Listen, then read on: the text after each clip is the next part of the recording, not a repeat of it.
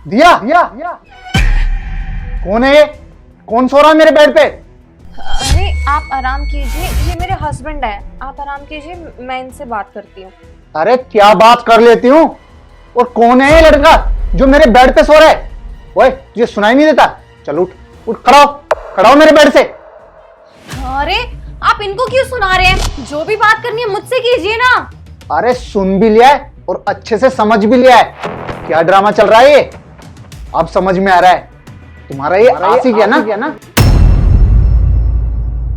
Daily मेरे जाने के बाद इसे तुम घर पे बुलाती हो ना मिलने के लिए। अरे बस करो यार, कुछ भी बोले जा रहे हो, जो भी मन में आ रहा है बके जा रहे हो।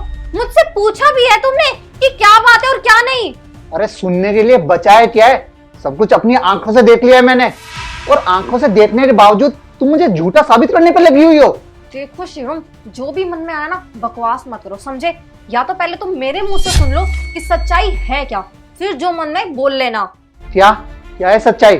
क्या हुआ है? बता मुझे। दरअसल हुआ ये था कि ये लो मैडम, आपका ऑर्डर। थैंक यू भैया।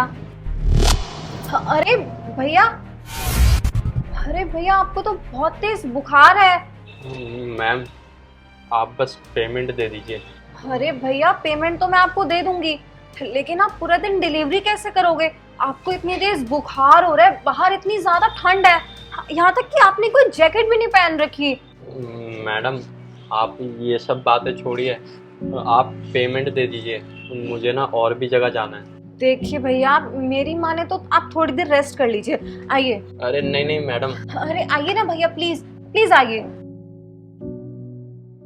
हाँ साहब, दीदी ना बिल्कुल सही कह रही हैं। पता है मेरी गलती क्या है? मैं ना गरीब हूँ। वो क्या है ना साहब, मैं दिन भर बाइक पे डिलीवरी करता रहता हूँ, तो बस इसलिए मेरी तबीयत ख़राब हो गई और मुझे बुखार हो गया बहुत तेज़। फिर जब मैं यहाँ डिलीवरी करने आया ना तो मुझे चक्कर आ गए, तो बस दीदी मुझे यहाँ अंदर ले आई। पता है साहब, अगर हम 2 मिनट देरी से ऑर्डर ले आते हैं ना तो हमें बहुत सुनने को मिलती है। यहाँ तक कि कस्टमर हमारी कंप्लेंट तक कर देता है। इसलिए साहब हमें इतनी ठंड में भी लगातार डिलीवरी करते रहना होता है। मैं मानता हूँ साहब कि मुझसे गलती हुई है, किसी को भी ऐसे पराये मर्द को घर में नहीं लाना चाहिए, और मेरी गलती ये है कि मैं अंदर आ गया। और साहब मैं आप दोनों को यही कहूँगा कि आप दोनों मेरी वजह से मत लड़िए। मैं तो अभी चला जाऊँगा, आप दोनों को तो यहीं रहना एक साथ में। तो साहब मैं काम करता हूँ, मैं यहाँ से चला ही जाता हूँ। अरे रुकिए भैया, आपको कहीं जाने की जरूरत नहीं है। बेफजूल में मैंने आपको इतना कुछ बोल दिया। मुझे नहीं पता था कि आपकी इतनी ज़्यादा तबीयत ख़राब है। आप यहीं आराम कीजिए। और दिया प्लीज़ तुम भी मुझे माफ़ कर दो।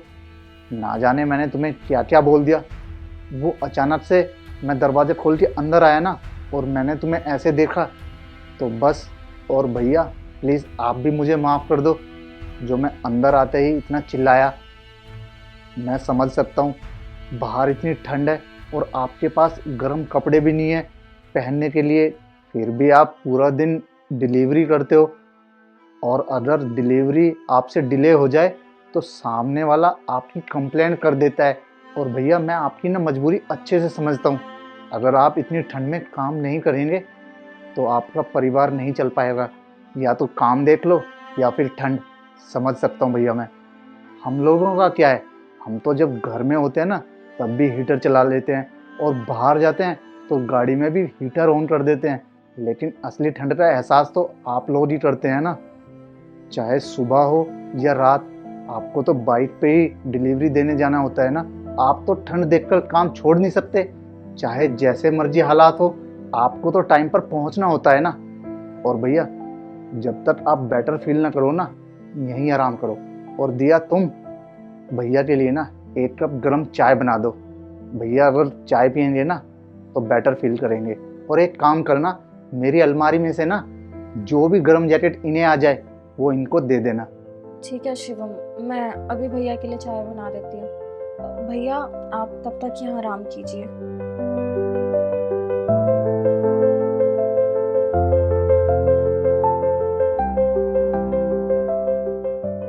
और भैया प्लीज़ एक बार फिर से मैं आपसे माफ़ी मांग रहा हूँ। मुझे ऐसे तुम्हें बोलना नहीं चाहिए था। मुझे पता है आपको मेरी बात का बुरा लगा होगा।